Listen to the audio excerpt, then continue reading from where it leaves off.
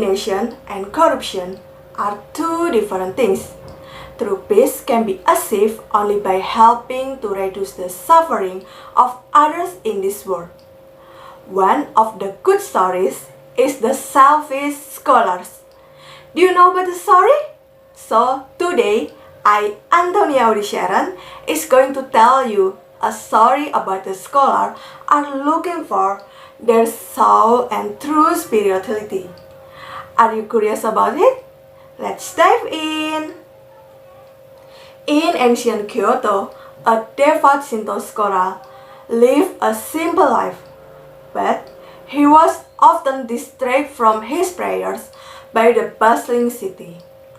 He felt that his neighbors were polluting his soul, and he sought to perform some personal harai, a purification ritual that would cleanse his body and mind. He decided to travel to the river Audisheren. And then, the trip was an arduous climb that took all day. But he was glad for the solitude it afforded him, and the peace he felt upon returning home was profound.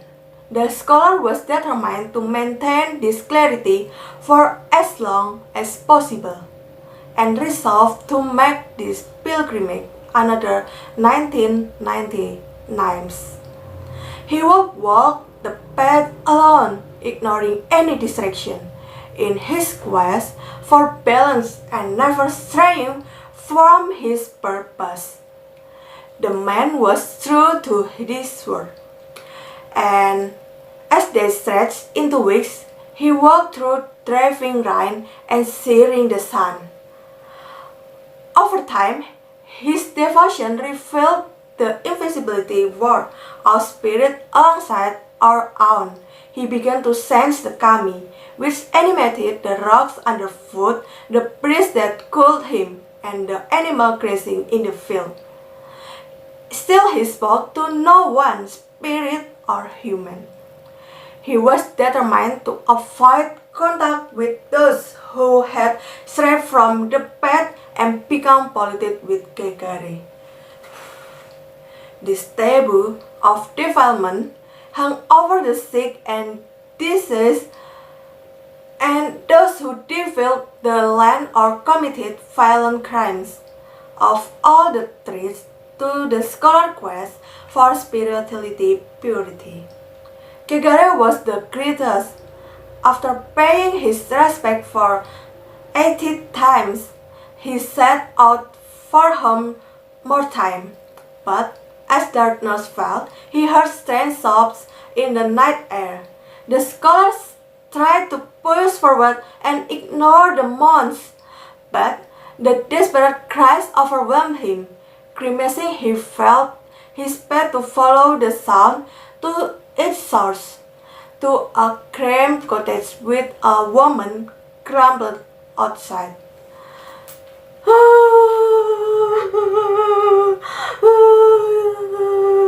The woman cried. Filled with the pity, the scholar implored the woman to share her sorrow. She explained that her mother had just died, but no one would help her with the burial. At the news, his heart sank. Touching the body would defile his spirit, draining his life force and forsaking him by the kami. But he listened to her cries, his sympathy soared, and so they buried the other woman together to ensure her safe passage into the spirit world. The burial was complete, but the taboo of the dead weighed heavily on the scholar. How could Pep have been to forget his the most important role to the scared journey? After that, he resolved to return to shrine to cleanse himself. To his surprise, the usually quiet temple was filled with people, all gathering around a medium who communicated directly with the kami. The man hid, not daring approach if anyone glimpsed his polluted soul.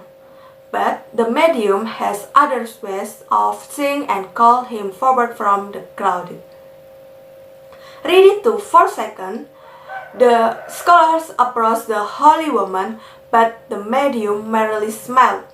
She took his dirty hand in hers and whispered blessing only he could hear, thanking him for his kindness. At the moment, the scholar discovered a tremendous spiritual secret. Contamination and corruption are two different things. That is very different things. Filled with insight, the scholar set himself back on his journey. But this time he stopped to help the Simit. He began to see the beauty of spirit world everywhere he went. Even in the city he had previously shunned, others cautioned that here is Kagari, but he never told them why he so freely mingled with the sick and disadvantaged. He knew that people could only truly understand Harai through the journey of their own. Thank you.